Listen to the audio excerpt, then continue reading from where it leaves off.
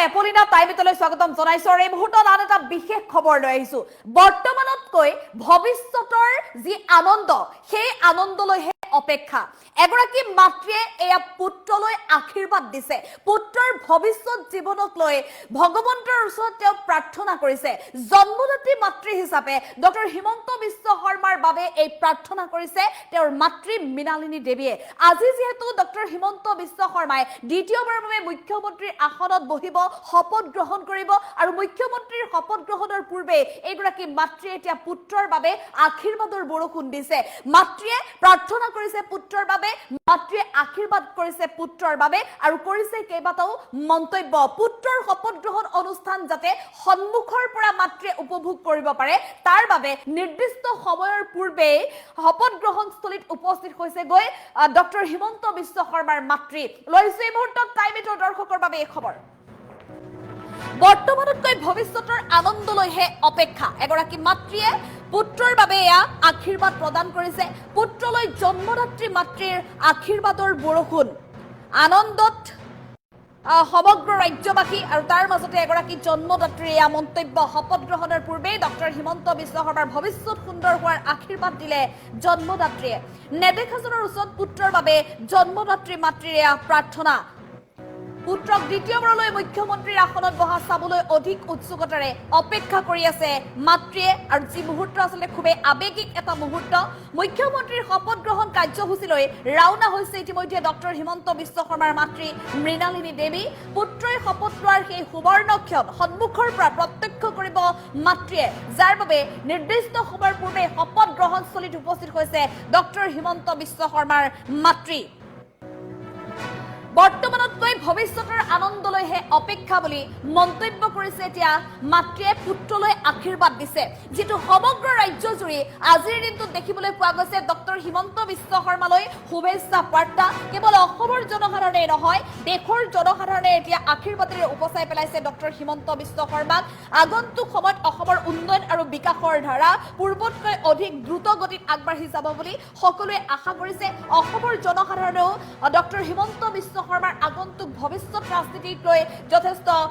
সকলোৱে আচলতে অপেক্ষা কৰি আছে আশা কৰি আছে আৰু অসমৰ প্ৰতিগৰাকী জনসাধাৰণৰ আস্থা অসমৰ প্ৰতিগৰাকী জনসাধাৰণৰ আকাংক্ষা পূৰণ কৰিবৰ বাবে ডক্টৰ হিমন্ত বিশ্ব শৰ্মাই শপত ল'বলৈ সাজু হৈছে পুনৰ মুখ্যমন্ত্ৰী হিচাপে আৰু এই মুহূৰ্তত মাতৃৰ সৈতে পুত্ৰৰ বহুকেইখন ফটো আছে ভিডিঅ' আছে আমি হাফ প্লেটত দেখুৱাবলৈ চেষ্টা কৰিম যেহেতু খুবেই এটা আৱেগিক মুহূৰ্ত আজিৰ দিনটোত খুবেই এটা আকৰ্ষণীয় মুহূৰ্ত বুলি ক'ব লাগিব কাৰণ ডক্টৰ হিমন্ত বিশ্ব শৰ্মাই দ্বিতীয়বাৰৰ বাবে মুখ্যমন্ত্ৰীৰ আসনত বহিব আৰু সেই দৃশ্য চাবলৈ মাতৃ নিজেই শপত গ্ৰহণ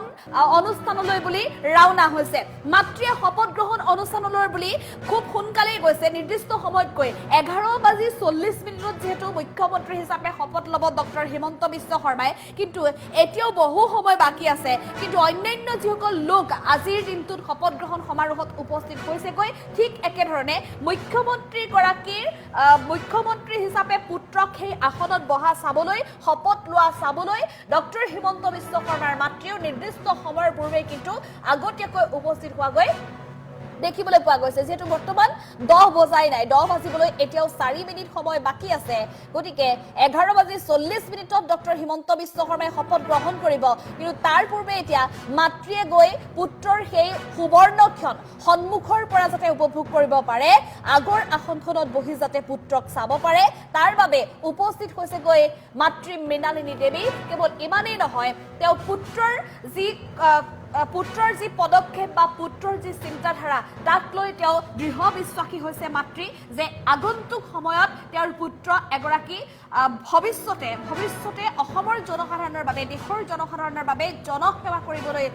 আগবাঢ়ি যাব আৰু সেই দিনটোহে তেওঁৰ বাবে আটাইতকৈ আনন্দৰ দিন হ'ব আৰু সেই ভৱিষ্যতৰ সেই সুন্দৰ দিনটোলৈ তেওঁ অধীৰ অপেক্ষাৰে বাট চাই থকা বুলি মন্তব্য কৰিছে আৰু সেই আৱেগিক মুহূৰ্তৰ আজি সাক্ষী হ'বলৈ তেওঁ নিজেই গৈ শপত গ্ৰহণ অনুষ্ঠানত উপস্থিত হ'বলৈ গৈছে আৰু এই ভিতৰত উল্লেখ কৰিব লাগিব যে দেশৰ বিভিন্ন প্ৰান্তৰ পৰা সমগ্ৰ দেশৰ বিভিন্ন প্ৰান্তৰ পৰা আজি বহুকেইজন শীৰ্ষ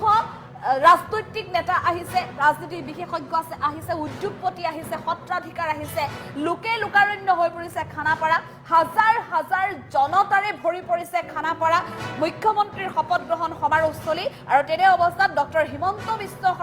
শৰ্মাৰ মাতৃও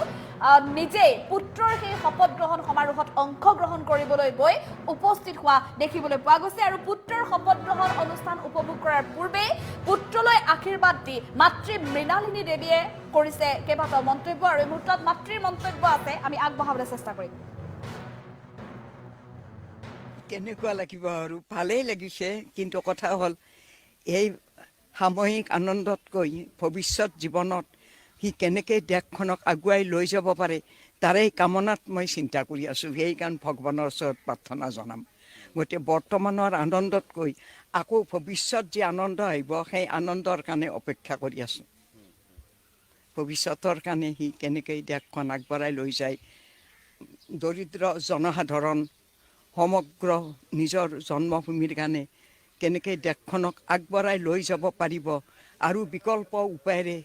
কি ধৰণে দেশখনক ৰক্ষা কৰে তাৰ অপেক্ষাত মাতৃ হৃদয়ে সদায় কামনা কৰি আছে। আৰু বেলেগ নাই, আনন্দটো সাময়িক এইটো আনন্দ হ'বই মাতৃৰ মনত। ল'ৰাৰ ভাল ফল দেখিলে সকলো মাতৃৰে মনটো ভাল লাগে, কিন্তু সেইটো নকৰিলেহে মনটো বেয়া লাগিলহেঁতেন।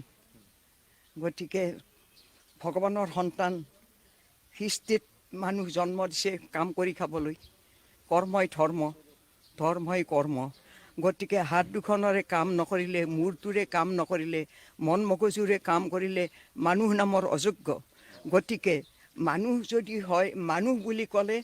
মই অকল মানুহটোৰ অংগ প্ৰত্যংগখিনিৰ কথা কোৱা নাই। মানুহ বুলি ক'লে মানুহজনৰ মগজুটো কিমান, তাত নিজৰ কৰ্মক্ষেত্ৰখনত, নিজৰ নিজৰ কৰ্মক্ষেত্ৰত প্ৰত্যেকটো মানুহৰে এটা নিজৰ কৰ্মক্ষেত্ৰখনৰ উপযুক্ততা বিচাৰি যি ধৰণে কাম কৰিলে ভাল হ'ব, দেশক আগুৱাই লৈ যাব পাৰিব, সেয়েই হ'ল মানুহৰ কৰ্তব্য। কিন্তু ইটোক দেখি সিটোৱে কাম কৰিলে নহ'ব, যে প্ৰত্যেকৰে নিজৰ কৰ্মক্ষেত্ৰখনত আগুৱাই লৈ যাব পাৰিলেই দেশৰ সেৱা কৰা হয়। গতিকে দেশৰ সেৱাটো মহান কাম। যুগে যুগে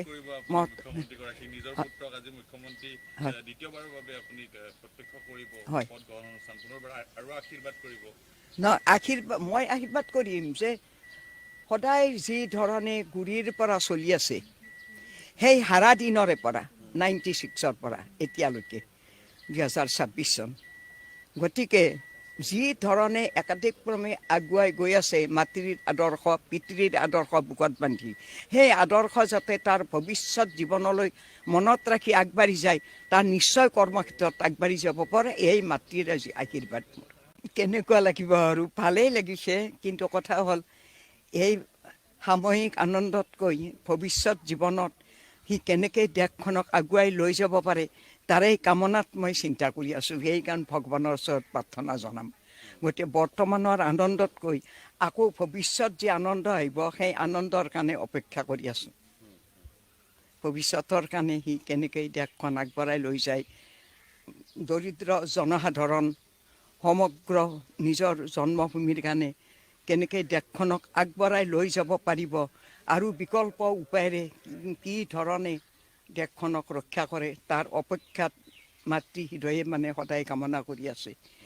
আৰু বেলেগ নাই, আনন্দটো সাময়িক এইটো আনন্দ হ'বই মাতৃৰ মনত। ল'ৰাৰ ভাল ফল দেখিলে সকলো মাতৃৰে মনটো ভাল লাগে, কিন্তু সেইটো নকৰিলেহে মনটো বেয়া লাগিলহেঁতেন। গতিকে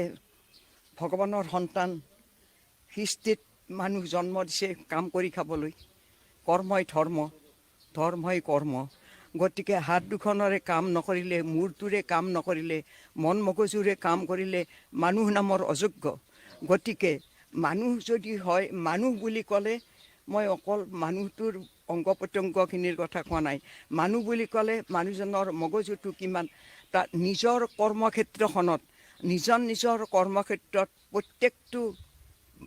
মানুহৰে এটা নিজৰ কৰ্মক্ষেত্ৰখনৰ উপযুক্ততা বিচাৰি যি ধৰণে কাম কৰিলে ভাল হ'ব, দেশক আগুৱাই লৈ যাব পাৰিব, সেয়েই হ'ল মানুহৰ কৰ্তব্য। কিন্তু ইটোক দেখি সিটোৱে কাম কৰিলে নহ'ব, যে প্ৰত্যেকৰে নিজৰ কৰ্মক্ষেত্ৰখনত আগুৱাই লৈ যাব পাৰিলেই দেশৰ সেৱা কৰা হয়। গতিকে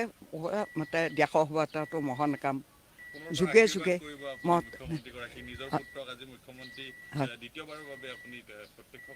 হয় মই আশীৰ্বাদ কৰিম যে সদায় যি ধৰণে গুৰিৰ পৰা চলি আছে সেই হাৰা দিনৰে পৰা 96ৰ পৰা এতিয়ালৈকে 2026 চন, গতিকে যি ধৰণে একাধিক্ৰমে আগুৱাই গৈ আছে মাতৃৰ আদৰ্শ পিতৃৰ আদৰ্শ বুকত বান্ধি, সেই আদৰ্শ যাতে তাৰ ভৱিষ্যত জীৱনলৈ মনত ৰাখি আগবাঢ়ি যায়, তাৰ নিশ্চয় কৰ্মক্ষেত্ৰত আগবাঢ়ি যাব পাৰে। এই মাতৃৰ আজি আশীৰ্বাদ মোৰ।